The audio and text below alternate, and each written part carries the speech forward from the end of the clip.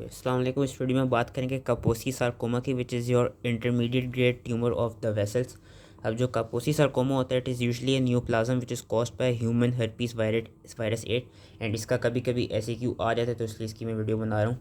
And इसमें ये इसका इंपॉर्टेंट फीचर है कि जो कापोसी सार्कोमा होता है वो usually it is associated with AIDS. And कभी कभी हम इसको ऐसा डायग्नोस्टिक क्राइटेरिया के लिए यूज़ करते हैं कि अगर जिन इंडिविजुअल्स में कापोसी सार्कोमा उनको प्रेजेंट मिलता है, then those individuals are usually positive for AIDS. लेकिन इसकी जो कापोसी सार्कोमा, इसकी 4 डिफरेंट फॉर्म्स होती हैं। वो 4 डिफरेंट फॉर्म्स पता होनी चाहिए। एक होता है क्लासिक कापोसी सार्कोमा। ये जो क्लासिक कापोसी सार्कोमा होता है, it is usually seen in the older males of Mediterranean region, Middle Eastern region and Eastern European region. And जो ये क्लासिक वाली टाइप होती है, क्लासिक वाली जो फॉर्म होती है, that is not associated with HIV virus. इसमें बेसिकली हमको किस तरह के लीजन्स मिलते हैं? Multiple red purple skin plaques या स्किन नोड्यूल्स मिलते हैं, जो कि यूजुअली डिस्टल लोअर एक्सट्रीमिटीज़ के लेवल पर प्रेजेंट होते हैं। एंड इवेंचुअली वहाँ से फिर ये कहते हैं डिस्टल से वो प्रॉक्सिमली की तरफ स्प्रेड करते हैं, प्रॉक्सिमल रीजन की तरफ। और वो अपने साइज़ में भी प्रोग्रेसिवली और नंबर में भी प्रोग्रेसिवली इंक्रीज़ कर जाते हैं। लेकिन they are usually asymptomatic and they remain localised to the skin and subcutaneous tissue. ये थी क्लासिकल वाली फॉर्म जो इन इंडिविजुअल्स में देखी जाती है, not associated with HIV।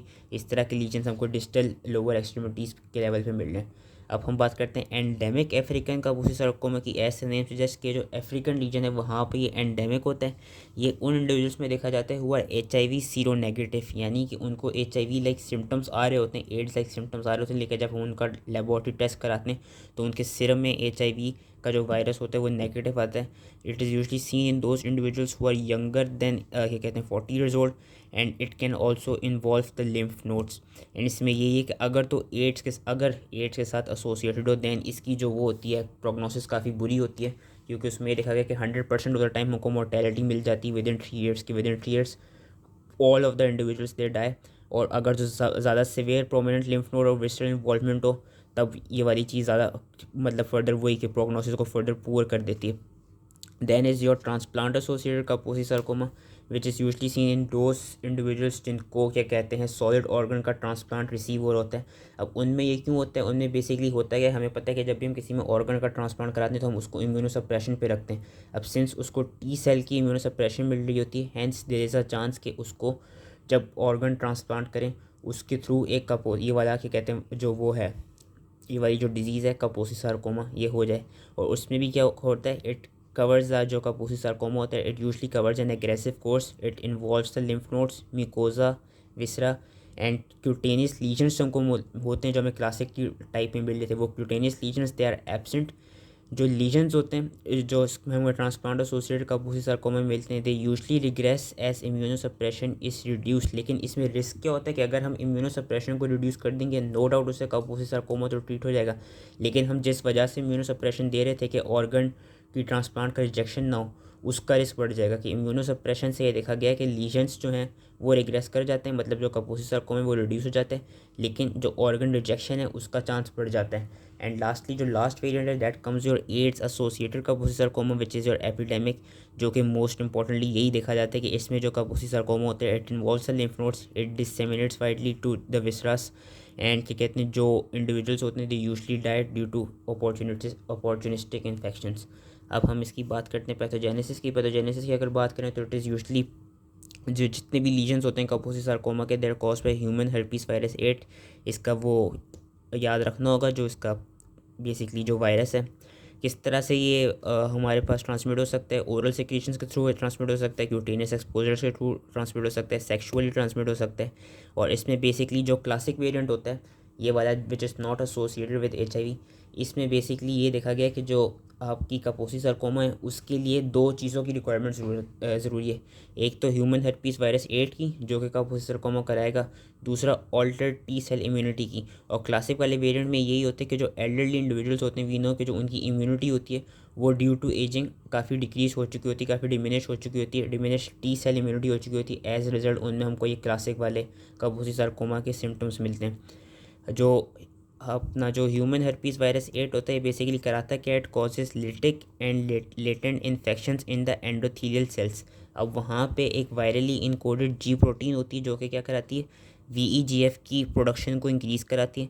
VEGF की प्रोडक्शन से हमें पता है कि एक तो एंजियोजेनेसिस होती है, दूसरा क्या होता है, it stimulates the endothelial cells की growth. In addition the cytokines they are produced by inflammatory cells recruited to the sites of lytic infections which create a local proliferative milieu कि basically we know कि जो human herpes virus 8 था वो endothelial cell के level पे क्या करा रहा था, लिटिक इन्फेक्शन कॉज करा रहा था, मतलब उनकी ब्रेक डाउन करा रहा था। एज अ रिजल्ट वहाँ पे क्या होगा, वहाँ पे जो इन्फ्लेमेटरी सेल्स हैं वो उधर रिक्रूट होंगे और वो उधर आके डिफरेंट साइटोकाइंस प्रोड्यूस करेंगे, जिससे अगेन मोर इन्फ्लेमेटरी सेल्स हैं वो वहाँ पे आके प्रेजेंट होने लग जाएंगे। एंड ह्यूमन हर्पीस वायरस 8 का एक और काम क्या है कि it encodes the proteins which disturb the normal cellular proliferation and they also जो भी प्रोटीन्स इनकोड करते हैं, these proteins they basically prevent the apoptosis by inhibiting P53। तो एक तरफ से इसका एक और रोल ये कि जो P53 है इसको इनहिबिट कर रहा होता है। ये इसकी पूरी पैथोजेनेसिस है। अगर हम इसकी मॉर्फोलॉजी की बात करें, मॉर्फोलॉजी में उन्होंने क्लासिक कापोसी सार्कोमा के बारे में बताया हुआ है। बेसिकली हमको 3 वेरिएंट्स या 3 स्टेजेस मिलती हैं। वो 3 वेरिएंट्स क्या होते हैं कि सबसे पहले हमको पैचेस मिलते हैं, देन प्लाक्स मिलेंगे एंड लास्टली नोड्यूल्स की फॉर्मेशन मिलेगी। तो इसको मैं ज़्यादा डिटेल में थोड़ा सा एक रीड दे देता हूँ। पैचेस जो हमको मिलते हैं वो रेड पर्पल मैक्यूल्स होते हैं। हिस्टोलॉजिकली किस तरह नज़र आते हैं, dilated irregular endothelial cell line vascular spaces with interspersed lymphocytes, plasma cells and macrophages which are sometimes hemosidrin which are sometimes containing hemosidrin। फिर विद टाइम होगा क्या, जो लीजन्स थे, जो पैचेस थे, जो रेड पर्पल पैचेस जो थे, they became larger, they became violaceous and they converted themselves into raised plaques, and as a result these plaques they are composed of dermal accumulation of dilated jagged vascular channels which are again lined and surrounded by plump spindle cells। और हमको vessel के बाहर extra वेजेटेड erythrocytes मिलेंगे, वही haemosiderin laden macrophages मिलेंगे and mononuclear inflammatory sales मिलेंगे। And again with time होगा क्या, जो लीजन होगा, जो ये अब प्लाक था, अब that would be converted into a nodular lesion which would be distinctly neoplastic. इसमें अगेन हमको किस तरह के नज़र आएंगे cells, they would be sheets of plump proliferating spindle cells जो कि हमको यूजली डर्मिस और सबक्यूटेनियस टिश्यू के लेवल पे मिलेंगी, which would be containing small vessels and slit like spaces in the red cells. Haemorrhage मिलेगा, हीमोसिडिन पिगमेंट्स मिलेंगे, mononuclear inflammation मिलेगी। अब क्योंकि न्यूप्लास्टिक बन रहा है तो माइटोटिक फिगर्स भी मिलेंगी और हमको राउंड पिंक साइटोप्लाज्मिक ग्लोब्यूल्स मिलेंगे जो कि बेसिकली होती क्या है, these are your degenerating erythrocytes which are present within the phagolysosomes. Lymph nodes और विसरस की भी इन्वॉल्वमेंट मिलती है। तो मेन जो चीज़ पता होनी चाहिए वो ये पता होनी चाहिए कि सबसे पहले पैचेज होंगे red purple, then raised plaques होंगे एंड इवेंचुअली नोड्यूल्स बनेंगे। अगर ये वेस्कुलर चैनल्स की मॉर्फोलॉजी नहीं याद होती तो बस इसको एक रीड दे देनी है। अगर हम क्लिनिकल फीचर्स में हैं तो जितने भी हमारे पास कापोसी सार्कोमा के जो केसेस होते हैं, जो प्राइमरी ह्यूमन हर्पीस वायरस 8 जो इन्फेक्शन कराता है, दे आर यूजली एसिम्टोमेटिक। और क्लासिकल का हमने देखा था कि क्लासिकल जो था वो एसिम्टोमेटिक ही था and it is largely restricted to the skin. Treatment इसकी किस तरह होती है, सर्जिकल रिसेक्शन के थ्रू ट्रीट हो जाती है, जिसकी वजह से इसकी काफ़ी एक्सीडेंट प्रोग्नोसिस देखी गई है। अगर तो इसके मल्टीपल लीजन्स हों तो उनको भी हम रेडिएशंस के थ्रू और कीमोथेरेपी के थ्रू ईज़िली इसको ट्रीट कर देते हैं। आगे अगर हम चलें तो जो इम्यूनोसप्रेशन एसोसिएटेड था, यानी जो ट्रांसप्लांट वाला जो कापोसी सार्कोमा था, उसमें बेसिकली क्या होता है कि उसकी ट्रीटमेंट के लिए, कापोसी सार्कोमा की ट्रीटमेंट के लिए यही है कि एक तो हम विड्रॉल करा दें इम्यूनोसप्रेसिस का, दूसरा इसके साथ हम विड्रॉल कराने के साथ साथ हम एडजंक्ट कीमोथेरेपी या रेडियोथेरेपी दे दें तो उससे अगेन ज़्यादा बेटर रिजल्ट्स हमको मिलते हैं।